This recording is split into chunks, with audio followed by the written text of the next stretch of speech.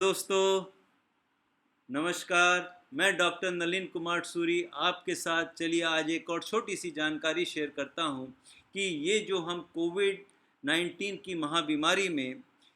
Steam inhalation therapy ले रहे हैं, ये पानी की भाप ले रहे हैं, लगातार बहुत से लोग ले रहे हैं, तो क्या इसका हमें बेनिफिट मिलता है या इसका कुछ नुकसान भी हो सकता है। तो चलिए शुरू करते हैं। देखिए, आप सब जानते हैं कि कोविड 19 का इन्फेक्शन ड्रॉपलेट इन्फेक्शन होता है। अगर सोशल डिस्टेंसिंग मेंटेन ना की जाए, फिज़िकल डिस्टेंसिंग मेंटेन ना की जाए और अगर आपके हाथों में वायरस लगे हुए हैं, किसी भी वजह से लग गए हों और आपने चेहरे पे वो हाथ लगा लिया, मास्क नहीं लगाया हुआ, आँख में लग गया या किसी वजह से भी आपके शरीर में ये वायरस जो है नोज़ से, मुँह से, आँख से शरीर के अंदर जा सकता है और जिस समय ये जाएगा सिम्पटम्स डेवलप करेगा। किसी किसी को कुछ सिम्टम्स होते हैं, किसी किसी को बहुत ज़्यादा सिम्टम हो जाते हैं। लेकिन हम यहाँ पर अपनी स्टीम इन्हेलेशन थेरेपी है, इसको मैं 3 भागों में डिवाइड करता हूँ। एक वो पेशेंट्स जिनको अभी कोविड 19 का इन्फेक्शन हुआ है, दूसरे रिकवरी फेस में चल रहे हैं और जिनको अभी तक वो बिल्कुल एक्सपोज नहीं हुए हैं। तो क्या ये स्टीम इन्हेलेशन थेरेपी उन्हें किस प्रकार से मदद करती है या नुकसान पहुँचा सकती है। जैसे मैंने अभी कहा कि कोविड 19 का इन्फेक्शन सपोज नोज़ में हो गया या आपके सांस की नली में हो गया। आम तौर पे पहले नोज़ में होता है, फिर गले में होता है और फिर सांस की नली में होता है। तो नोज़ में क्या करेगा, वहाँ इन्फ्लेमेशन पैदा कर देगा, एपिथेलियम सूज जाएगी, ब्लड वेसल्स भी स्वेलिंग हो जाएगी। जब इतनी ज़्यादा स्वेलिंग होने से स्टफ़ी नोज़ हो जाएगी, म्यूकस भर जाएगा और गले में भी दर्द होता है, स्वेलिंग आती है, इरिटेशन होता है, खांसी उठती है। छाती की जो सांस की नली है उसमें भी स्टिकी म्यूकस बन जाता है, वहाँ भी इन्फ्लेमेशन हो जाता है और धीरे धीरे लंग्स में निमोनिया भी हो सकता है, सांस भी फूल सकती है। ऐसे बहुत सारे फिर और लक्षण हैं जिसकी मैं यहाँ चर्चा नहीं करूँगा। यहाँ मैं आपको बताना चाहता हूँ कि जिस समय शुरुआत का इन्फेक्शन होता है, अभी शुरू के 4-5 दिन ही हुए हैं, तब तक तो स्टीम इन्हेलेशन से आप बेनिफिट उठा सकते हैं। क्योंकि क्या करती है, जब स्टीम हम बनाते हैं तो क्या होता है कि वाटर जब 100 डिग्री सेंटीग्रेड से ऊपर हो जाता है तो स्टीम फॉर्म हो जाती है और स्टीम का तापमान जो होता है वो पानी से भी ज़्यादा होता है और साथ में वो मॉइस्चर भी लेके आता है, उसमें नमी भी होती है। तो जिस समय आप स्टीम इन्हेलेशन करेंगे तो क्या होगा कि वो गरम गरम हवा और साथ में जो मॉइस्चर होती है वो नाक के अंदर जो एपिथीलियम है उसकी स्वेलिंग को आराम देती है और जो म्यूकस अंदर बना हुआ है वो जो इतना स्टिकीनेस होता है, चिपचिपाहट होती है, उसको वो थिन कर देता है, उसकी थिकनेस को कम कर देता है, वो पतला हो जाता है और उससे आप आसानी से उसको बाहर निकाल सकते हैं, जिससे आपको राहत मिलती है। म्यूकस मेम्ब्रेन की स्वेलिंग भी कम होगी और आपको सांस लेने में भी आराम मिलता है। इसी प्रकार से गले के अंदर जो स्वेलिंग होती है, रेडनेस आई होती है, गले में खांसी हो रही होती है, वहाँ पे भी स्टीम इन्हेलेशन जो है इस प्रकार से मदद करता है। सेम वे जो आपके फेफड़ों में जो म्यूकस जमा हुआ है, जो उसमें बलगम जमा हुआ है, जो बहुत स्टिकी होता है, निकालने में बहुत दिक्कत होती है, तो ये गरम गरम हवा, नमी युक्त जो हवा अंदर जाएगी तो वो उसे पिघलाएगी, उसे पतला करेगी और आप आसानी से बलगम बाहर निकाल सकते हैं, जिससे कि आपको सांस लेने में दिक्कत। लेकिन ये अभी साइंस का 100% प्रूफ नहीं है कि स्टीम इन्हेलेशन से कोविड 19 का वायरस किल होता है या मरता है, लेकिन सिम्टम्स में ज़रूर मदद मिलती है। फिर देखिए क्या होता है कि मान लीजिए आपकी इम्यूनिटी बहुत अच्छी थी या किसी वजह से भी आपकी लॉस ऑफ स्मेल चली गई कोविड 19 की वजह से, किसी किसी की तो केवल लॉस ऑफ स्मेल ही जा रही है, बाकी कोई भी लक्षण उनके शरीर में नहीं बन रहा। तो ऐसे वो सभी लोग जिनमें सिम्टम्स नहीं भी बने थे या बन भी गए थे और उनकी लॉस ऑफ स्मेल भी हो गई, तो ये देखने में आ रहा है, सुनने में आ रहा है, जो मेरे पास व्हाट्सएप पे जो मैं जिनको ऑनलाइन कंसल्टेशन दे रहा हूँ, तो वो मुझे ऐसे बहुत से पेशेंट्स मिल रहे हैं जो कह रहे हैं कि साहब हम लगातार स्टीम लेते जा रहे हैं, आज हमें 15-20 दिन हो गए लॉस ऑफ स्मेल के, वो लगातार स्टीम इनहेलेशन करते जा रहे हैं। तो देखिए उनको नुकसान होगा, उनसे इससे कोई बेनिफिट नहीं मिलने वाला। शुरू के 4-5 दिन जब आपकी स्टफ़ी नोज़ थी, जिस समय आपको सांस लेने में दिक्कत थी, उस समय तो इस स्टीम का फ़ायदा हो सकता था। लेकिन अब क्या है कि जब आपके सारे सिम्टम्स 9-10 दिन के अंदर तो सारी मतलब हम एंटीबॉडीज़ हमारे शरीर में बन जाती हैं और उसके बाद वायरस जो है मल्टीप्लाई शरीर में नहीं करता है। लेकिन ये 8-10 दिन का जो शुरू का टाइम पीरियड होता है और उसमें भी अगर आपके सिम्टम ऐसे नहीं हैं कि आपकी नोज़ स्वेलन नहीं है, स्टफ़ी नहीं है, गले में खराश नहीं है, बलगम नहीं है, केवल बुखार-बुखार था, तो उसमें स्टीम इन्हेलेशन लेने का कोई बेनिफिट नहीं होगा, उससे कोई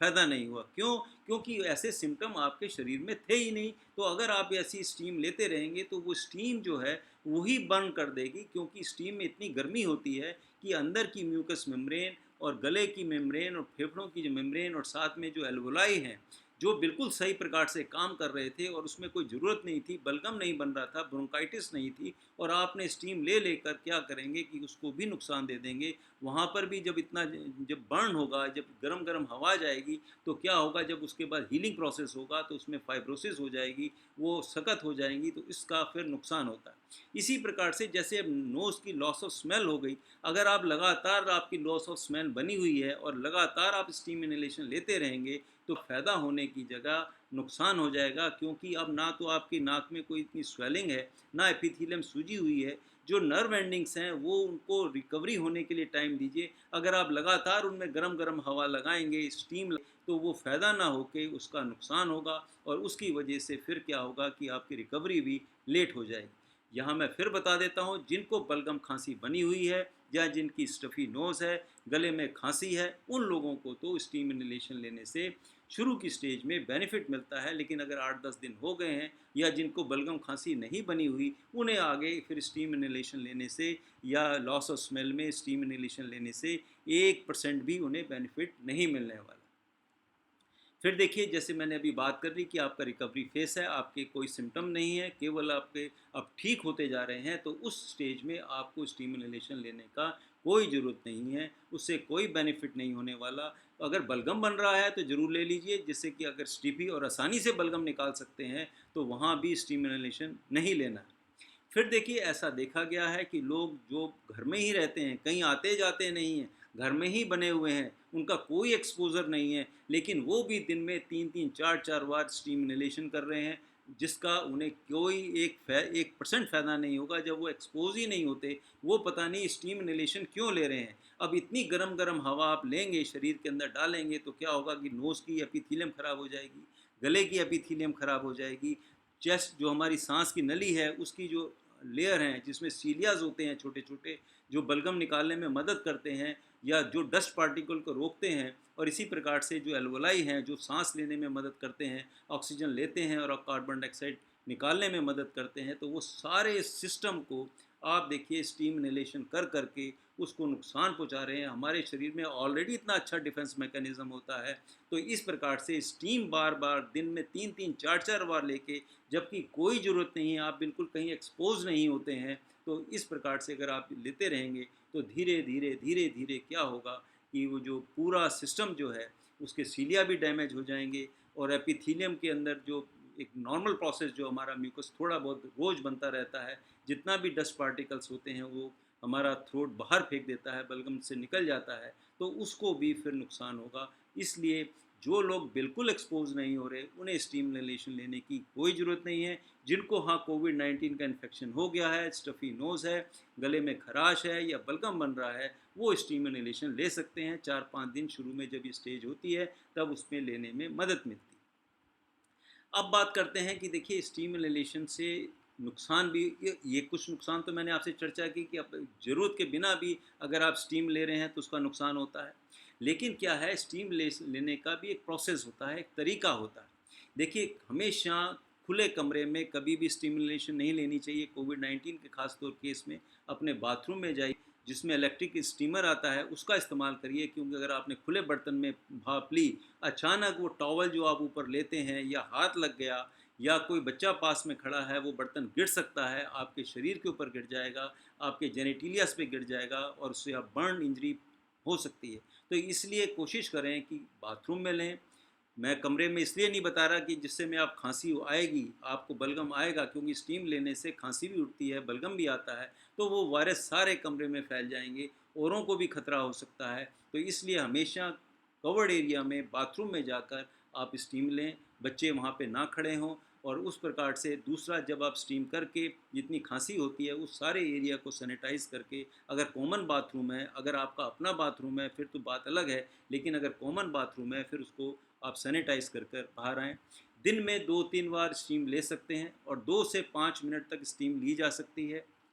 इससे ज़्यादा नहीं लेनी चाहिए, नहीं तो नुकसान हो जाएगा, फ़ायदा नहीं होगा। और जब बलगम निकलने को होता है तो आप आगे झुककर उस बलगम को छाती से निकाल सकते हैं, नाक को साफ़ कर सकते हैं। तो इस प्रकार से कार्यविधि करने से आपको क्या होगा कि इसका बेनिफिट मिलेगा। लेकिन ऐसे बहुत सारे लोग होंगे जो बहुत ड्राई एरिया में रहते हैं, जहाँ पे हवा बहुत खुश्क होती है, जहाँ बहुत कोल्ड होता है, तो वो लोग तो आम तौर पे देखा जाता है, और वो ऐसा करना भी चाहिए कि अगर उन्होंने कमरे में हीटर लगा रखा है या बुखारी लगा रखी है, तो एक कमरे की एक छोटी सी खिड़की थोड़ी खोल के रखनी चाहिए, या बुखारी के ऊपर पक्की रख दी जाती है, जिससे जो भाप बनती रहती है, तो जिससे क्या होता है कि इतनी हीट होने से एयर जो है वो खुश्क नहीं होती, और वो जो स्टीम बनती है वो सारे कमरे में मॉइस्ट बना के रखती है, जिससे सांस लेने में दिक्कत नहीं आती, इरिटेशन नहीं होती, हवा जो है वो खुश्क नहीं होती, गले में आसानी से सांस लिया जा सकता है, और उससे वो फिर जो ड्राइनेस आ जाती है अपर रेस्पिरेशन में, उससे वो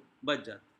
तो नटशल में मैं यही बात कह रहा हूँ कि जब ज़रूरत हो उतने दिन के लिए स्टीम लें, और बिना बात के, बिना ज़रूरत के लगातार स्टीम इनहेलेशन लेने से कोई बेनिफिट नहीं होने वाला। इससे फ़ायदा ना हो के नुकसान हो सकता है, और ख़ास तौर पे जिनकी लॉस ऑफ स्मेल चली जा रही है, इसके ऊपर बहुत सारी ऑनलाइन कॉल आती हैं, वो लगातार स्टीम लेते जा रहे हैं, जिसका उनको बेनिफिट नहीं होगा, बल्कि उनकी रिकवरी जो है, ये नेज़ल जो लॉस ऑफ स्मेल है, उसकी रिकवरी में वो फिर हैम्पर हो जाएंगे, उन्हें देर से रिकवरी होगी। शुरू के 3-4 दिन जिस समय आपके ये सिम्टम हैं, तब तो आप ले लें, उसके बाद बिल्कुल नहीं लेना चाहिए। और कोई भी बिना डॉक्टर की इजाज़त के कोई भी nasal drop, normal saline drops तो आप डाल सकते हैं, इसके अलावा कोई भी स्टेरॉइड की दवाई बिना डॉक्टर की इजाज़त के नहीं लेना, नहीं तो फ़ायदे की जगह फिर नुकसान होगा। इसी के साथ मैं ये वीडियो समाप्त करता हूँ। फिर मिलेंगे, किसी और वीडियो पे चर्चा करेंगे। तब तक के लिए नमस्कार, बाय बाय।